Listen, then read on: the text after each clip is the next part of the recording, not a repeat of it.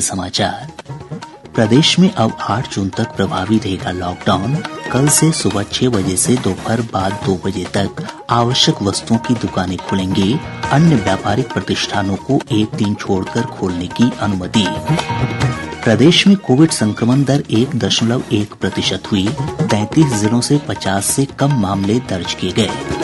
Corona संक्रमण को देखते हुए ईपीएफओ ने अंशधारकों को दूसरी बार जमा राशि का 75% तक निकालने की अनुमति दी।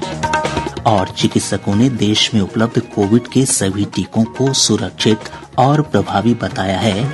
लोगों से उपलब्ध टीके लगवाने की अपील की। कोरोना संक्रमण को देखते हुए आपसे अपील है कि लापरवाही न बरतें, सभी एहतियाती उपायों का पालन करें और पहला टीका लगवा चुके 45 वर्ष से अधिक उम्र के लोग सही समय पर दूसरा टीका लगवाएं।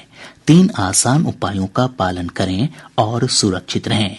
मास्क लगाएं, 2 गज की सुरक्षित दूरी बनाए रखें, बार-बार हाथ धोएं और साफ सफाई रखें। साथ ही कोविड से संबंधित जानकारी प्राप्त करने और मार्गदर्शन के लिए लोग राष्ट्रीय हेल्पलाइन नंबर 1075 पर संपर्क कर सकते हैं। बिहार सरकार के हेल्पलाइन नंबर 104 पर भी जानकारियां प्राप्त की जा सकती हैं। अब समाचार विस्तार से। प्रदेश में लॉकडाउन की अवधि 8 जून तक बढ़ा दी गई है। मुख्यमंत्री नीतीश कुमार ने एक ट्वीट में ये जानकारी दी।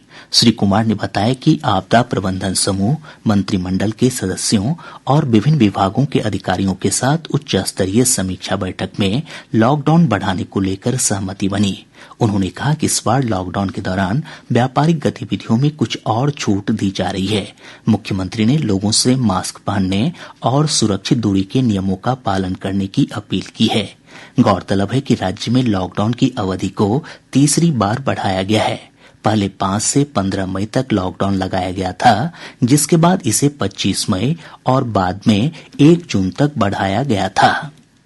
लॉकडाउन के चौथे चरण में व्यापारिक गतिविधियों को छूट दी गई है। और ब्यौरा हमारे संवाददाता से। गृह विभाग द्वारा जारी दिशा निर्देश के अनुसार किराना, दूध, फल सब्जी, मांस मछली, कृषि संयंत्र, बीज, खाद और कीटनाशक समेत अन्य आवश्यक वस्तुओं की दुकानें शहरी और ग्रामीण क्षेत्रों में प्रतिदिन सुबह 6 बजे से दोपहर 2 बजे तक खुलेंगी। साथ ही अन्य दुकानों को एक दिन छोड़कर खोलने की अनुमति दी गई है। इन दुकानों के खुलने का समय भी सुबह 6 बजे से दोपहर 2 बजे तक ही होगा। कौन सी दुकानें किस दिन खुलेंगी, ये फैसला संबंधित जिलाधिकारी करेंगे। साथ ही सभी सरकारी कार्यालयों को 25% उपस्थिति के साथ शाम 4 बजे तक खोलने की अनुमति दी गई है। निजी कार्यालय अभी बंद रहेंगे। शेष अन्य दिशा निर्देश पूर्व की तरह प्रभावी रहेंगे। विभाग ने सभी जिला पदाधिकारियों को स्थानीय परिस्थितियों की समीक्षा कर लॉकडाउन के दौरान अधिक सख्त प्रतिबंध लगाने की अनुमति दी है। हालांकि किसी प्रतिबंध को शिथिल नहीं किया जा सकेगा। समाचार कक्ष से मैं कल्पना झा। प्रदेश में कोविड के मामलों में लगातार कमी का सिलसिला जारी है। पिछले 24 घंटों के दौरान कोविड के 1113 नए मामलों की पुष्टि हुई। स्वास्थ्य विभाग से प्राप्त जानकारी के अनुसार 24 घंटों में 1,01,033 कोविड नमूनों की जांच की गई। संक्रमण दर घटकर 1.1% हो गई है। सबसे अधिक 164 मामले पटना से सामने आए हैं। पटना के अलावा किसी अन्य जिले से 100 से अधिक मामलों की पुष्टि नहीं हुई है। अरवल, भोजपुर, बक्सर, जमुई, कैमूर और रोहतास जिले में 10 से कम मामले सामने आए हैं। शेखपुरा से एक भी पॉजिटिव मामला सामने नहीं आया है। 33 जिलों में 50 से कम मामले दर्ज किए गए। इधर राज्य में कोविड से स्वस्थ होने की दर लगभग 97% हो गई है। अब तक 6,85,000 से अधिक लोग कोरोना से स्वस्थ हो चुके हैं। वहीं इसी अवधि में 59 लोगों की मौत के साथ ही राज्य में इस वैश्विक महामारी से मरने वालों का आंकड़ा बढ़कर 5,163 हो गया है। राज्य में फिलहाल सक्रिय मामलों की संख्या 16,235 है। प्रदेश में ब्लैक फंगस के मामले लगातार बढ़ रहे हैं। कल 40 नए मामलों की पुष्टि हुई, जिससे राज्य में ब्लैक फंगस के मरीजों की संख्या बढ़कर 409 हो गई है। प्राप्त जानकारी के अनुसार कल पटना एम्स में ब्लैक फंगस के 20 जबकि आईजीआईएमएस में 22 संदिग्ध मरीज पहुंचे। वहीं पीएमसीएच में 4 मरीजों में बीमारी की पुष्टि हुई। अन्य निजी अस्पतालों में भी ब्लैक फंगस के मरीज पहुंच रहे हैं। इधर कल पटना में इस बीमारी से 5 लोगों की मौत हुई है।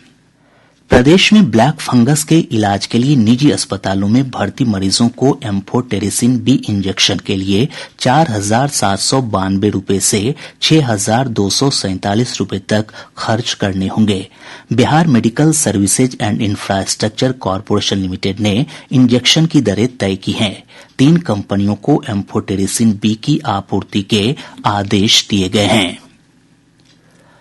चिकित्सकों ने देश में उपलब्ध कोविड के सभी टीकों को सुरक्षित और प्रभावी बताया है। पीआईबी पटना द्वारा आयोजित एक वेबिनार में एम्स के चिकित्सकों ने कहा कि कोविड के खिलाफ लड़ाई में टीकाकरण सबसे महत्वपूर्ण हथियार है। देश में अभी उपयोग में लाए जा रहे कोविशील्ड, कोवैक्सीन और स्पुतनिक वी टीकों का कड़े मानकों के अनुरूप परीक्षण किया गया है, जिसके बाद इसके आपातकालीन उपयोग की अनुमति दी गई है।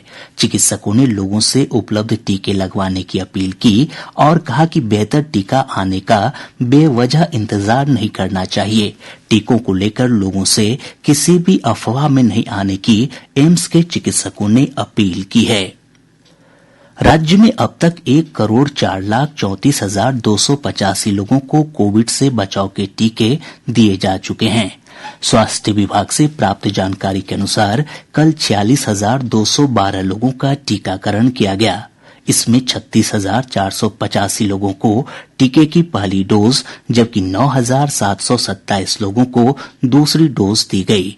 इधर देश भर में अब तक 21,58,00,000 से अधिक लोगों का टीकाकरण किया जा चुका है। पटना एम्स में आज से 2 साल से लेकर 18 साल तक के बच्चों पर कोरोना की वैक्सीन कोवैक्सीन का ट्रायल शुरू होगा। एम्स अधीक्षक डॉक्टर सीएम सिंह ने बताया कि ट्रायल में अब तक 80 बच्चों का निबंधन हो चुका है। उन्होंने बताया कि सभी बच्चों की प्रारंभिक जांच करवाई गई है। जिन बच्चों की रिपोर्ट उपयुक्त पाई गई है उन्हें आज से वैक्सीन की डोज दी जाएगी। 28 दिनों के बाद इन बच्चों को वैक्सीन की दूसरी डोज पड़ेगी।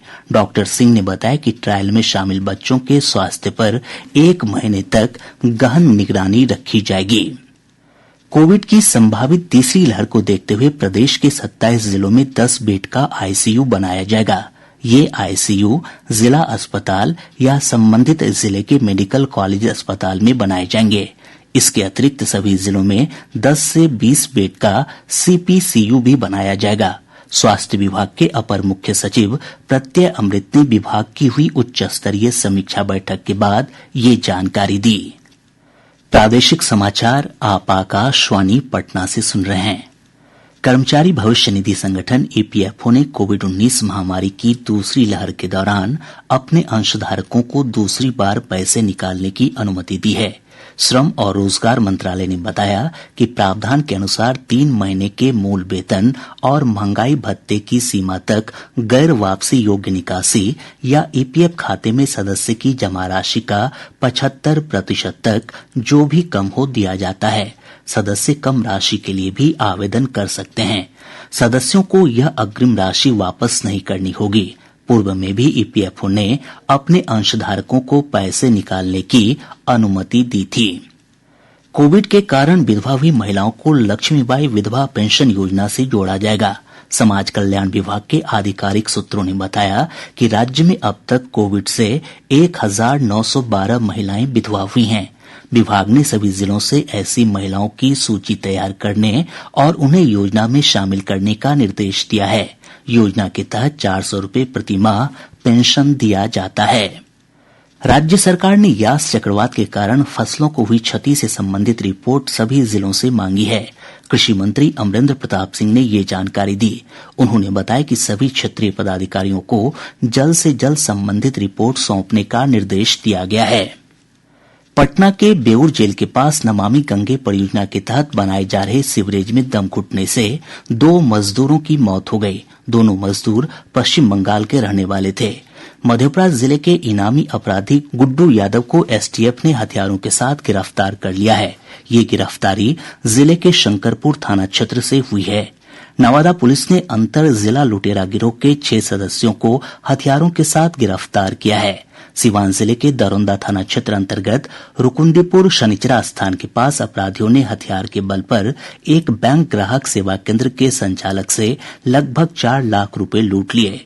सुपौल नगर थाना क्षेत्र अंतर्गत स्टेशन चौक के पास लॉकडाउन का पालन करवाने पहुंची पुलिस टीम पर दुकानदारों और ई रिक्शा चालकों ने हमला कर दिया।